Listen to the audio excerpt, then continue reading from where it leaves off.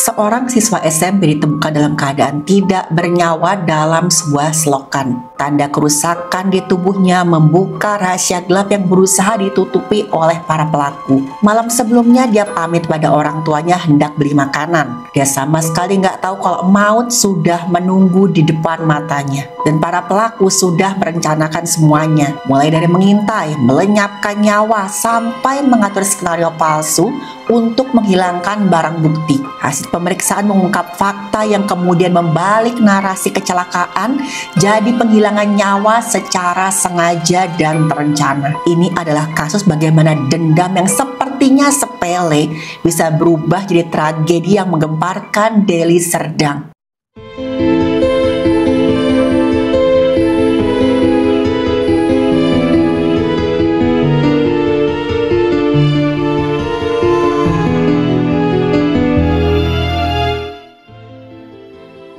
Halo, saya Dr. Stefani. Saya seorang dokter spesialis forensik dan mediko-legal, dan saya belajar dari yang mati.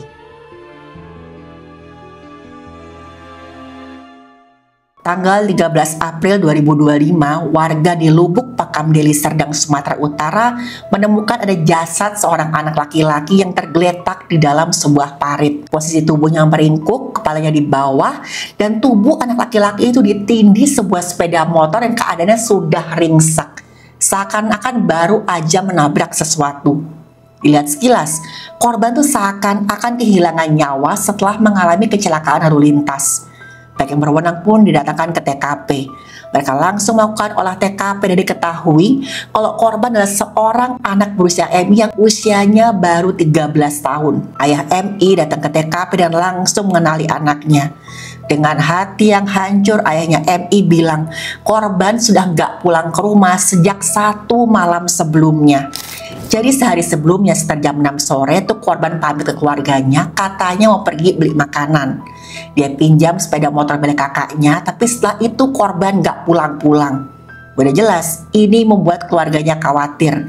Orang tuanya korban dan juga kakaknya sempat mencari korban ke sana kemari keliling kota dengan becak sampai jam 2 pagi. Dan akhirnya mereka pun pulang berharap anak mereka pulang dengan selamat. Dan keluarganya korban sama sekali nggak nyangka teman-teman kalau korban ditemukan dalam keadaan yang begitu mengenaskan. Jasad MI kemudian dibawa ke kamar jenazah untuk dilakukan pemeriksaan dan juga dibersihkan. Ketika dibersihkan itulah ayahnya MI melihat nih kok luka-luka di tubuhnya MI itu agak-agak aneh ya. Ada luka terbuka dengan tepi rata di bagian kepala dan lehernya MI. Dan luka terbuka tepi rata ciri-cirinya sama seperti luka akibat sajam. Padahal nih, pada kasus kecelakaan lalu lintas, misalkan korban jatuh dari sepeda motor, biasanya luka-luka yang ditemukan itu adalah luka akibat kerasan tumpul. Misalkan, luka lecet akibat gesekan tubuh dengan jalan atau benda-benda sekitarnya. Ada juga patah tulang pada anggota gerak atau kepala. Patah tulang kepala polanya akan sesuai dengan kepala yang menghampiri benda. Patahannya biasanya akan meluas. Patahan akan membentuk garis yang menjalar jauh dari titik benturan. Selain itu udah pasti teman-teman akan ditemukan lecet atau robekan kulit kepala akibat gesekan ketika kepala mengenai permukaan benda. Nah sementara nih kalau lukanya akibat benda menghampiri kepala, area patahannya akan lebih sempit. Patahan tulang akan melesak ke dalam rongga tengkorak dan merusak jaringan otak. Nah sementara teman-teman luka di tubuhnya MI ini polanya sangat ganjil. Sama sekali nggak ada luka gesekan antar tubuh dan jalanan. Tapi saat itu keluarganya MI tetap kemudian memakamkan anaknya. Hari kedua nih setelah MI dimakamkan, ada seorang temannya, inisialnya DRH, usianya 15 tahun, mendatangi keluarganya MI. DRH bilang nih kalau MI kehilangan nyawa karena tawuran. Ya, katanya MI itu ikut tawuran geng motor, sempat dibawa pergi dan dianiaya sampai kehilangan nyawa. DRH juga bilang nih, MI sempat disekap oleh geng motor tersebut. Akhirnya pihak keluarga memutuskan untuk melapor ke pihak yang berwenang. Pihak yang berwenang melakukan penyidikan ulang berdasarkan laporan dari keluarganya. Yang pertama, udah pasti harus dilakukan ekshumasi atau gali kubur dan otopsi terhadap jasadnya MI. Supaya kalau ada tanda-tanda tindak pidana pada tubuh MI akan ketahuan. Dan hasilnya teman-teman ditemukanlah sejumlah luka akibat sajam yang ciri-cirinya sama dengan luka bajak. Lukanya berbentuk memanjang, tepinya tajam dan rapi. Panjang lukanya lebih besar daripada dalam lukanya. Dan ujung luka menunjukkan arah datangnya bacok. Jaringan sekitar luka menunjukkan robekan akibat hantaman sajam yang kuat.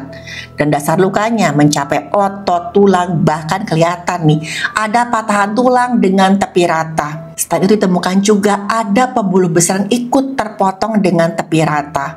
Luka akibat sajam inilah yang kemudian mengungkap fakta bahwa ada indikasi tindak pidana penganiayaan pada kasusnya MI. Pihak yang berwenang kemudian mendatangi DRH dan memintai keterangan. Selain itu pihak berwenang juga mengumpulkan bukti-bukti yang lain. Yang pertama, kesaksian dari DA yaitu kakak kandungnya MI. DA bilang dia lihat sendiri adiknya itu kan gak bernyawa ditemukan dalam sebuah parit. Posisinya meringkuk, kepala di bawah ditindih sepeda motornya yang sudah ringsek. Saat itulah DA merasa ada yang ganjil. Ada luka-luka tubuh MI sama sekali gak ada cairan tubuh yang keluar. Kakaknya bilang nih, saya bahkan gak melihat ada cairan tubuh adik saya di sekitar jasadnya. Di dinding, dalam selokan, sekitar motor pun gak ada. Dan DA juga merasa nih luka di tubuh adiknya kelihatan janggal. Dari situlah DA menduga memang ada tindak pidana penganiayaan terhadap adiknya alias MI.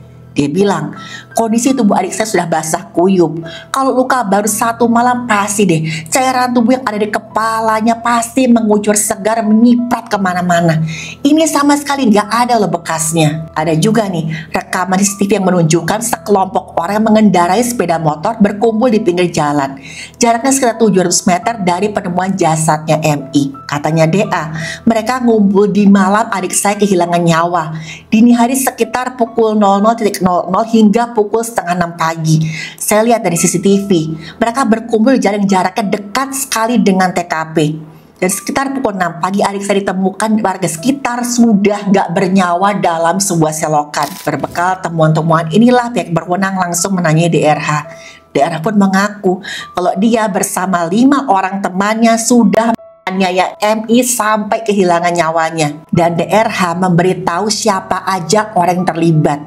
Berkat kesigapan pihak yang berwenang, akhirnya para pelaku berhasil ditemukan. Sejauh ini pelaku ditemukan baru ada 4 orang. DB 15 tahun, AS 18 tahun, DRH 15 tahun, dan MH yang usianya sudah 20 tahun. Sebenarnya masih ada 1 orang lagi berinisial A yang masih dalam pengejaran pihak yang berwenang. Para pelaku sempat melarikan diri dari kejaran pihak yang berwenang. Karena waktu mereka mau ditangkap, warga juga merasa emosi dan ingin menghakimi para pelaku dengan cara mereka sendiri. Tapi untungnya waktu itu pihak berwenang berhasil mengamankan para pelaku dari amukan warga. Dari keterangan semua pelaku memang penghilangan nyawa MI sudah direncanakan dengan matang. Pihak yang berwenang juga berhasil mengumpulkan beberapa barang bukti. 1 buah batu karang, beberapa buah handphone, 1 bilah sajam jenis katana, dan juga beberapa unit sepeda motor. Dan para pelaku merasa mereka sudah merencanakan semuanya dengan teliti, dengan matang dan gak akan ketahuan. Termasuk bagaimana menutupi bukti kejahatan dengan membuat seakan-akan MI mengalami kecelakaan lalu lintas. Tapi teman-teman, seperti yang sudah saya sering bilang, gak ada kejahatan yang sempurna. Kalau sudah waktunya terungkap, pasti akan terungkap. Dari keterangan para pelaku sebelum mereka melakukan penyerangan terhadap MI, mereka sudah mengintai MI diam-diam. Seperti yang sebelumnya sudah saya ceritakan, sekitar pukul 6 sore, MI pamit ke keluarganya mau pergi beli makanan. MI pinjam sepeda motor kakaknya, si DA tadi, dan pergi keluar rumah. Dan ketika mereka melihat MI keluar rumah mengendarai sepeda motor kakaknya, salah seorang pelaku memberitahu yang lain kalau target sudah masuk. Waktu mengendarai sepeda motor ini, MI awalnya berboncengan dengan 2 orang temannya yang lain. Pelaku yang lain segera membuntuti MI dan menghadang motornya. Salah seorang pelaku tanya ke dia, "Kamu yang namanya MI ya?" Dan ketika MI mengiyakan, salah seorang pelaku langsung menghantam wajahnya MI sampai MI jatuh. Dan DRH menutup mulutnya MI supaya MI nggak bisa teriak-teriak minta tolong. Dan kedua temannya MI yang melihat kejadian itu, mereka langsung lari. MH tersangka yang lain langsung menyeret MI ke semak-semak dan yang lain menyembunyikan sepeda motornya MI supaya gak ada orang yang curiga.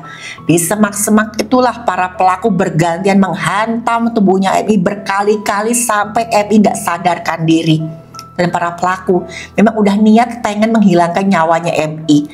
Ketika MI nggak sadarkan diri, pelaku sempat meriksa nadi lehernya MI, tampar-tampar wajahnya, dan ketika sadar kok MI masih hidup, mereka melanjutkan hantaman di tubuhnya MI. Bahkan MI dihantam dengan sajam jenis katana di bagian belakang kepalanya.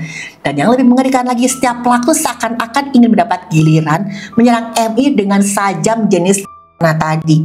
Dan setelah sajam itu melukai kepala belakang leher MI dengan sangat parah, para pelaku yang lain entengnya minta giliran. Sajam sempat berpindah tangan dan pelaku yang lain menghantamkan sajam dari ke lehernya MI lagi. Sementara itu ada juga pelaku yang mematahkan tangannya MI dengan cara diinjak. Dada sama perutnya MI juga dipukul berkali-kali dengan batu. MI pun akhirnya kehilangan nyawanya. Setelah yakin kalau MI benar-benar sudah nggak bernyawa, para pelaku membawa pergi jasadnya MI. Mereka udah siap-siap dengan rencana selanjutnya, membuat skenario seakan-akan MI mengalami kecelakaan lalu lintas. Caranya, pertama-tama mereka masukkan jasad MI ke dalam sebuah parit. Salah seorang pelaku kemudian mengendari sepeda motor MI dengan kecepatan tinggi ke arah dinding dekat parit. Pelaku kemudian melompat sehingga sepeda motor MI menghantam dinding dan kemudian jatuh ke dalam parit menimpa tubuhnya MI. Para pelaku merasa sudah melakukan tindak kejahatan yang sempurna, gak akan ketahuan. Bahkan nih teman-teman, pada saat para pelaku diamankan oleh pihak yang berwenang, salah seorang dari mereka terbukti menggunakan zat-zat yang berbahaya.